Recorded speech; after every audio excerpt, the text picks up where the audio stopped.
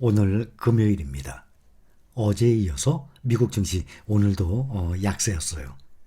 필라델피아 반도체만 1% 상승했습니다. 어제 혼자 필라델피아 반도체 혼자 4% 이상 하락을 했었는데 오늘은 조금씩 하락했는데 필라델피아 반도체만 1.05% 상승했습니다. 다우가 0.02% 하락 33,546.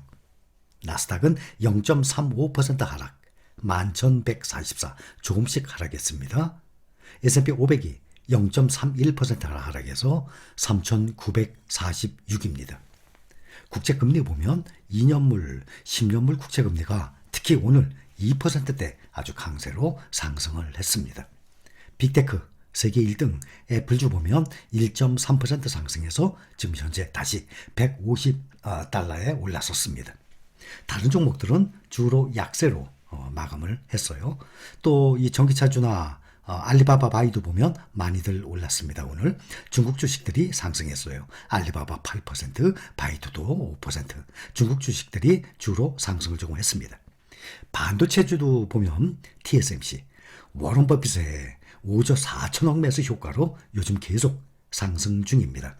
오늘도 보면 2.66% 많이 올랐습니다. 엔비디아, 마이크론 외 대부분이 상승했어요.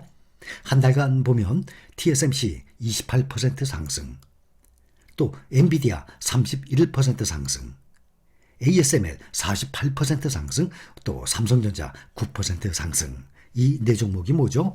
20%씩 담고 있는 ETF가 새로 나왔습니다.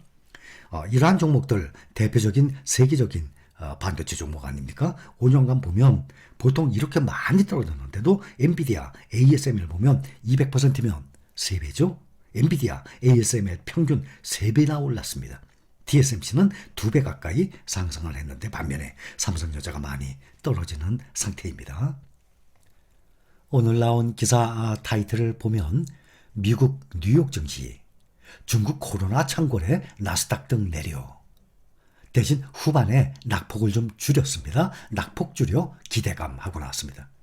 중국에서 코로나가 몇만 명으로 나오고 있습니다. 지금 확진자가 급격하게 늘고 있어서 경기 침체 우려가 증폭되는 점도 부정적으로 작용한 것으로 보입니다. 유가도 많이 떨어졌어요. 오늘 5% 가까이. 지난해까지 중국 정부의 이 코로나 정책, 국민의 많은 지지를 받았었어요. 그런데 너무 엄격한 봉쇄가 시작하면서 비난이 커지기 시작했습니다. 경제가 아주 심하게 타격을 받고 또 일자리를 구할 수 없는 그런 처지가 되니까 국민이 나라를 떠날 계획을 세우기 시작했다고까지 합니다.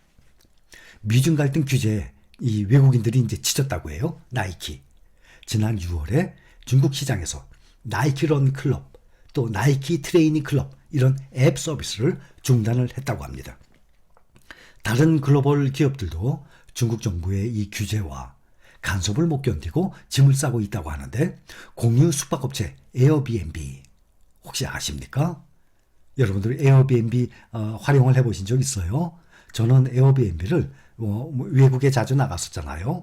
에어비앤비를 저는 외국 나가면 항상 자주 썼어요. 그래서 저는 이 에어비앤비를 활용을 잘했습니다. 근데 이게 올해 7월 15만 개에 달하는 중국 본토 숙박 리스트를 삭제를 해버렸어요. 그러면서 사업을 중단을 했습니다. 중국 정부의 과도한 코로나 이 봉쇄 방역 정책 때문에 이 공유 숙박업체 에어비앤비 어떻게 사업을 이어나가겠습니까? 그런데 엑소더스일까 탈출, 호들갑일까 하고 나왔는데 기업과 돈과 사람이 동시에 중국을 탈출하려는 움직임을 보이니까 서구 매체들은 차이나런, 차이나 엑소더스 이런 신조어 같은 용어가 새로 나왔죠. 하지만 또 한편에서는 이런 용어가 매우 과장됐다는 반론도 나오고 있습니다. 일부에서 나타난 이런 현상을 마치 전부인 것처럼 부풀리고 있다. 이런 내용도 나오고 있습니다.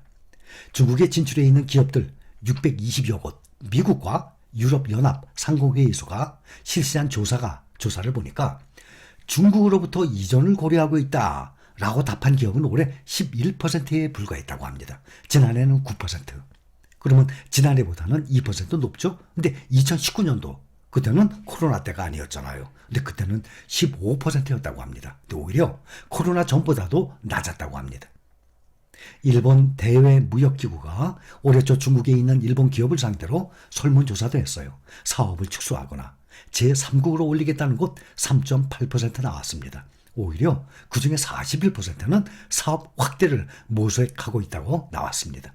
또 중국에 대한 이 직접 투자액이 증가했다고 나왔어요. 중국 상무부에 따르면 올해 들어서 9월까지 중국에 대한 이 직접 투자액이 보면은 약 200조 가까이 됩니다. 지난해 같은 기간보다 15.6% 늘었다고 합니다. 우리가 현재 중국에는 개별적으로 투자 중인 분들도 당연히 계시죠. 공식적으로는 2차전지, 차이나 전기차를 우리가 투자 중입니다. 여러분들의 생각은 어떠십니까? 앞으로 전기차 배터리 분야의 이 성장성 어떻게 보십니까? 누구도 성장성 부인하지 못할 것입니다. 배터리 투자 중국과 한국 아닙니까? 2030년이 되면 중국이 63%, 한국이 20% 이렇게 점유율 예상도 하고 있습니다. 전국경제인연합회 에너지 전문 시장 조사 업체예요. S&E 리서치의 조사 결과입니다. 그러면 지금도 중국이 한국의 점유율이 3배 정도 되거든요. 평균. 그런데 2030년이 돼도 63대 중국이 63%, 한국이 20%. 지금보다 8배에서 10배로 규모가 불어납니다. 여기 S&E 리서치에서 나온 걸 보면 현재 21년 작년이죠. 한국 업체 21%, 중국 업체 69%. 3배 조금 넘죠. 그런데 이것이 30년이 돼도 한국이 1% 떨어지네요. 20%. 중국은 6% 떨어지네요. 63%. 63대 20. 그러니까 3배죠. 일본은 7%에서 5%로 오히려 점유율이 떨어집니다. 근데 유럽 업체가 작년으로 보면 1%에서 10%로 올라갑니다.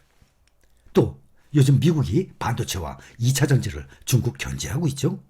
작년에 1%에서 2030년 돼봤자 겨우 2%로 올라갑니다. 그러니 앞으로 2030년이 돼도 세계 1등 중국이에요. 세계 2등 한국이에요. 그래서 2차 전지에 투자하면 중국과 한국입니다. 현재로서의 문제는 중국의 이 코로나 도시봉쇄 가장 큰 문제예요. 제가 몇 번이나 강조했죠. 조금 지나면 봉쇄가 완화가 될 것으로 또 보입니다. 또 2차 전지는 계속 매출과 이익이 늘어나는데 어떻게 이 주가가 오르지 않을 수가 있겠습니까? 미국에서 요즘 견제를 한대지만 반도체는 견제하게 되면 타격을 받아요. 그러나 2차 전지는 원 소재 재료부터 시작해서 완제품까지 월등 1등이고 중국 자체가 전 세계 시장의 반 아닙니까? 또 오늘의 주가 하락의 가장 큰 원인, 연준 내의 매파 인사로 통해요. 아주 미남 스타일이에요. 제임스 블러드 세인트루이스 연방준비은행 총재, 이 사람이 대표적인 매파예요. 비둘기파 매파. 근데 뭐라고 얘기했냐면 현 금리 수준이 충분히 제약적이지 않다. 충분히 제약적인 수준에 도달하기 위해서는 정책 금리를 추가 인상해야 한다라고 주장을 했습니다. 또 그것을 지금 현재 4%죠. 한 5% 예상하고 좀 세면 5.25%까지 예상을 하는데 지금 이 총재가 제임스 블러드 세인트루이스 이 연방은행 총재는 무려 5에서 7%까지 지금 발언을 하고 있는 상황입니다. 그리고 일주일마다 나오죠. 주간 신규 실업보험 청구자 수. 전주보다 4,000명이 줄어들었습니다. 22만 2,000명으로 집계됐어요. 변동성이 절한 4주 이동평균 실업자 보험 청구자 수는 22만 1,000명.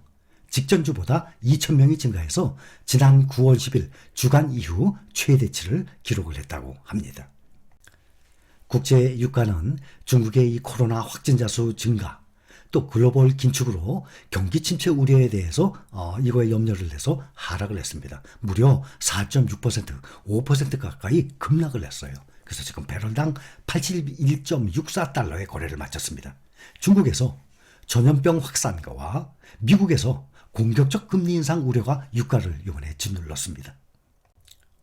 그리고 또 제임스 블라드 세인트루이스 연방준비은행 총재가 기본적 통화정책에 규칙상 금리는 최소 5%까지 올라야 하며 더 엄격하게 규칙을 적용한다면 7%도 넘길 수 있다라고 말한 영향으로 유가가 오늘 5% 가까이 급락을 했습니다. 어제 이어서 오늘도 약세였어요. 필라델피아 반도체만 1% 상승한 날입니다. 여기까지 감사합니다.